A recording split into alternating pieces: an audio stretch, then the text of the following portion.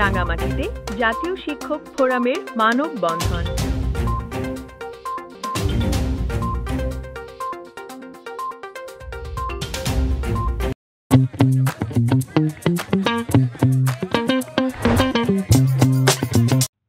রাঙামাটিতে শিক্ষা ব্যবস্থা জাতীয়করণ, নিঃশর্ত বদলি, অবসর ও কল্যাণ ভাতা দ্রুত প্রদান, বৃত্তি পরীক্ষায় বেসরকারি শিক্ষা প্রতিষ্ঠানের অংশগ্রহণ নিশ্চিতকরণ ও ধর্মশিক্ষার অন্তর্ভুক্তি, কওমি সনদে সরকারি চাকুরি এবং শিক্ষা সংস্কার কমিশন গঠনের দাবিতে জাতীয় শিক্ষক ফোরাম রাঙামাটি জেলা শাখার উদ্যোগে মানববন্ধন অনুষ্ঠিত হয়েছে।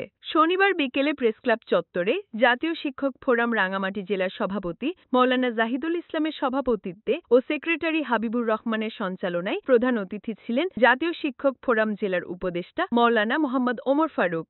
এই সময় জেলা শিক্ষক ফোরামের সহসভাপতি মৌলানা মাজহারুল ইসলাম, ইসলামী ছাত্র আন্দোলনের কেন্দ্রীয় শুরা সদস্য ইমাম হুসাইন কুতুবী, মৌলানা আবু তাহের মুস্তাকিম, মৌলানা আলামিন সহ অন্যান্যরা উপস্থিত ছিলেন।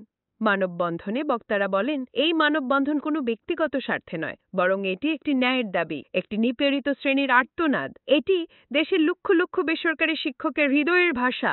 বহু বছর ধরে এই দেশের বেসরকারি শিক্ষকরা অমানবিক বেতন, অস্থিতিশীল চাকরি ও অবহেলার পরিবেশে কাজ করে যাচ্ছেন, অথচ তারাই জাতি গঠনের কারিগর।